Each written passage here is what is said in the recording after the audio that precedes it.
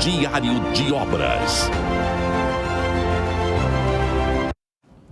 No Diário de Obras de hoje, vamos falar sobre a injeção de 15 bilhões de reais na Minha Casa Minha Vida, com ele, Fernando Figueiredo. Boa tarde mais uma vez. Essa foi a notícia da engenharia essa semana, a notícia mais falada, que foi esse incentivo que teve no programa Minha Casa Minha Vida. Além do incentivo, ele é prioritariamente para classe 3, né, que são pessoas que ganham até R$7 mil.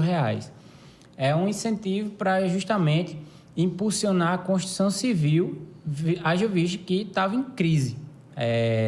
A gente falou outras vezes aqui na nossa coluna da crise de mão de obra, da crise da construção, do problema dos financiamentos. Acho que vocês lembram que eu trouxe até uma comparação entre uma bolha imobiliária e um boom. Então, a gente vem falando sobre isso e quem acompanha essa coluna já estava prevendo que ia ter alguma ação do governo federal para tentar diminuir essa crise, né, que tinha no setor imobiliário e na construção civil do país.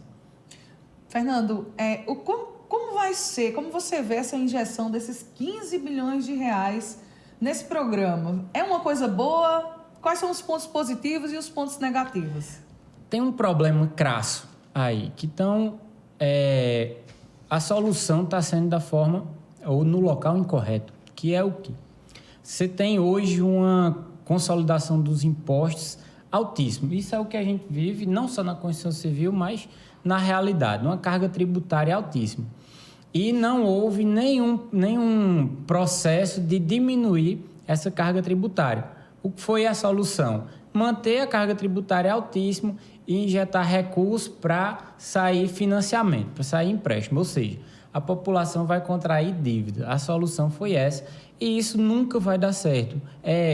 Volto a repetir, a gente teve uma coluna recentemente sobre a comparação entre um boom e uma bolha imobiliária. Quem assistiu a nossa coluna vai entender exatamente que isso é um dos passos para se criar uma bolha imobiliária que daqui à frente vai estourar. Por quê? Porque não baixou a carga tributária, não baixou o quanto se paga de imposto e você permitiu que as pessoas contraiam essas dívidas para o financiamento. E é total compreensível que essas dívidas vão acontecer porque as pessoas que estão de aluguel, por exemplo, vai trocar a dívida do aluguel por uma dívida no banco, principalmente a Caixa Econômica. Então, vai contrair uma dívida e não vai ter recurso suficiente para pagar porque o imposto subiu, a carga tributária subiu ou permaneceu alta como está. Então, é ineficiente.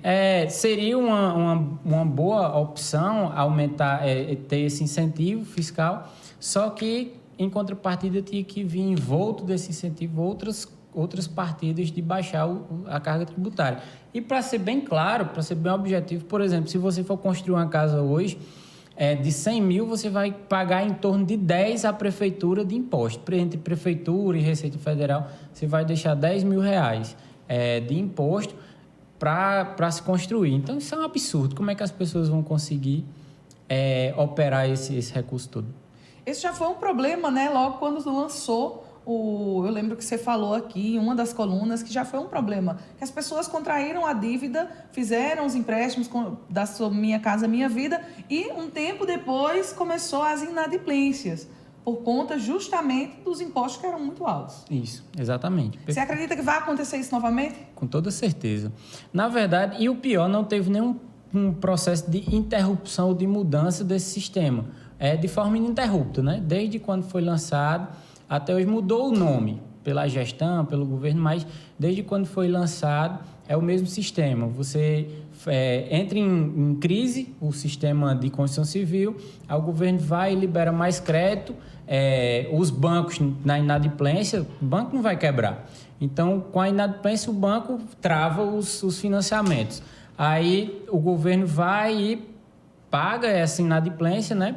Dá uma contrapartida e libera novamente os financiamentos. Aí começa tudo novamente. E já aproveitando, qual seria a solução? Justamente no imposto. Os materiais estão caros, então a contrapartida tem que ser baixar os impostos que tem, né?